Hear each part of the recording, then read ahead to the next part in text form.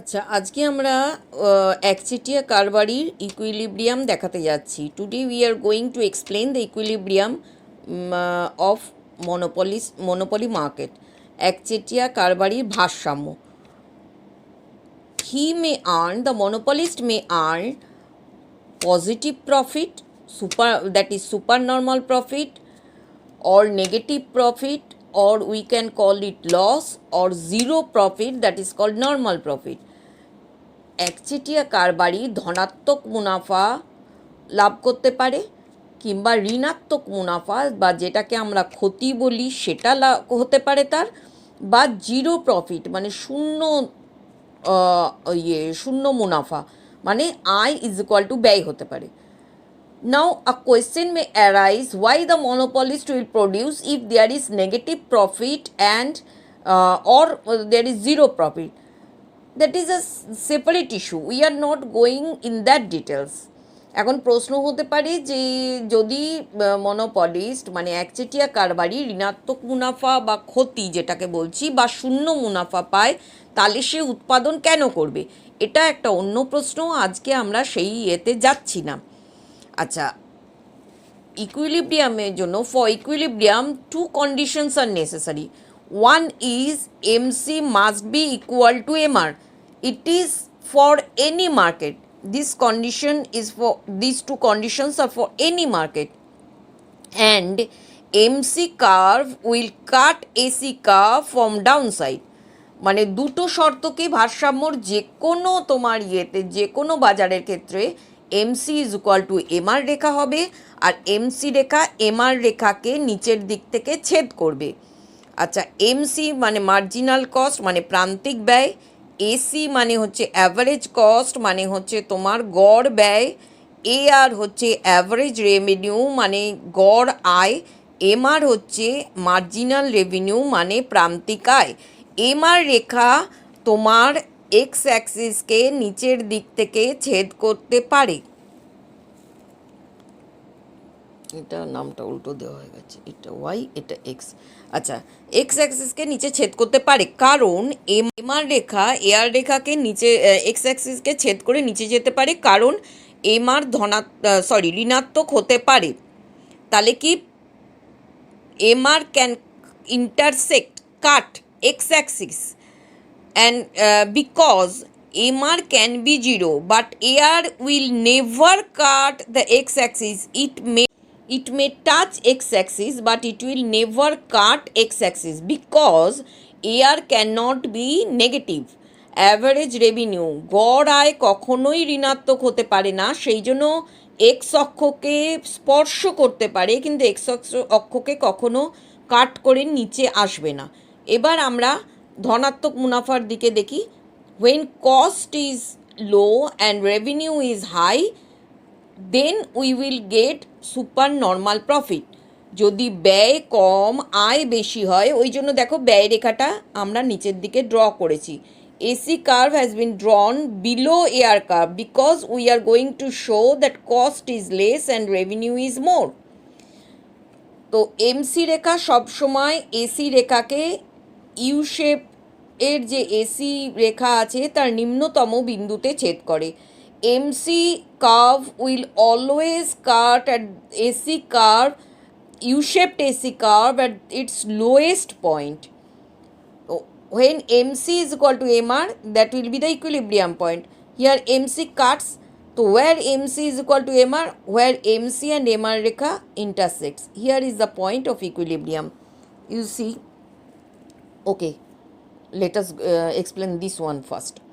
তাহলে এমসি রেখা এমআর রেখাকে এই বিন্দুতে ছেদ করলো, এইটা হচ্ছে এমসি এটা হচ্ছে এমআর, এই বিন্দুতে ছেদ করলো, এটাকে ইকুইলিব্রিয়াম নাম দিলাম।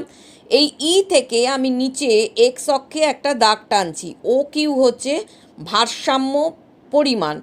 এই ই বিন্দু থেকে উপরে যেখানে এআর রেখাকে ছেদ করছে সেটা হচ্ছে রেভিনিউ মানে আয়, পিডি তার মানে আমার মোট আয় হচ্ছে ও কিউ ডিপি, আর ব্যয় হচ্ছে যেখানে এই উল্লম্ব রেখাটা কস্ট কার্ভকে টাচ করছে সেটা হচ্ছে ব্যয়, তার মানে হচ্ছে ও কিউ বি এ, এটা হচ্ছে আমার ব্যয়, তার মানে আমার ব্যয় হচ্ছে ও এ বি কিউ আর আয় হচ্ছে ও পি ডি কিউ, তাহলে আয়টা বেশি হচ্ছে তার মানে ব্যয়ের অংশটা বাদ দিয়ে যেটা থাকছে মানে এপিডিবিটা হচ্ছে আমার ধনাত্মক মুনাফা। মানে that means it is the equilibrium point where MC is equal to MR, because here at this point E, MC and MR touches each other. Now it will be the equilibrium quantity which will be produced by the monopolist or sold the quantity sold at the market, OQ, because we are drawing a vertical line from point E on the x-axis, and if we extend it upward where it touches AC curve, that will be the cost, and where it touches the AR curve, revenue curve, that will be earning. So OPDQ is the earning and OABQ is expenditure. So if we deduct the expenditure from the earning, it will be the supernormal profit. So here will be APDB is the supernormal profit. Now come to the normal profit or zero profit. Case is same. Here the cost curve touches, see, when revenue is equal to cost, then it will touch AC curve will touch AR curve. Okay, this one is MC curves at the lowest point. Now where MC is equal to MR, at this point equilibrium, this will be mentioned as E, where MC equal to, now from point E we are this is origin, we are drawing the vertical line. This is equilibrium quantity, and if we extend the line upward, this is the point where it touches both cost curve, both cost curve, AC curve and revenue curve. So OPDQ is both your income and expenditure. So income is equal to expenditure, and here it will be normal profit, or you may call zero profit. তাহলে এখানে আমরা কি দেখছি, আমি বলেছি I is equal two ব্যয়, তাহলে ব্যয় রেখা আর আয় রেখা পরস্পরকে স্পর্শ করে থাকবে, ঠিক আছে। এবার এখানে যথারীতি আমি আঁকলাম এমসি রেখাটা, যেমন এসি রেখাকে নিম্নতম বিন্দুতে ছেদ করলো। এবার এমসি রেখা যেখানে এমআর রেখাকে কাট করছে সেটার আমি নাম দিলাম ই, মানে ভারসাম্য বিন্দু। ভারসাম্য বিন্দু থেকে এক্স অক্ষের উপর আমি যে লম্ব দাগ টানলাম সেইটা হচ্ছে আমার ভারসাম্য পরিমাণ ও কিউ। এটা উপরের দিকে যেখানে টাচ করছে সেটা ডি বিন্দুতে তোমার ব্যয় রেখাকেও টাচ করছে, আবার আয় রেখাকেও টাচ করছে। তাহলে সেটার থেকে আমি পি করলাম, তাহলে ওপিডি কিউ হচ্ছে আমার আয়, আবার ওপিডি কিউ হচ্ছে ব্যয়, তার মানে দুটোই সমান।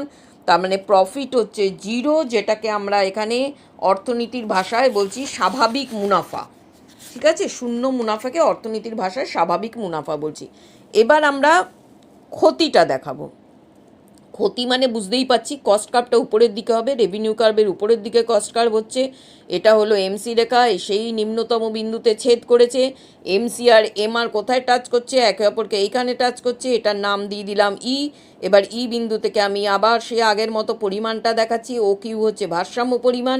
উপরের দিকে এই রেখাটা যেখানে কস্ট কার্ভকে টাচ করেছে সেখানটা হচ্ছে ব্যয়, ও এ বি কিউ, আর যেখানটা রেভিনিউ রেখাকে টাচ করেছে সেখান থেকে আমি বানাচ্ছি ওপিডি কিউ, এটা হচ্ছে আয়।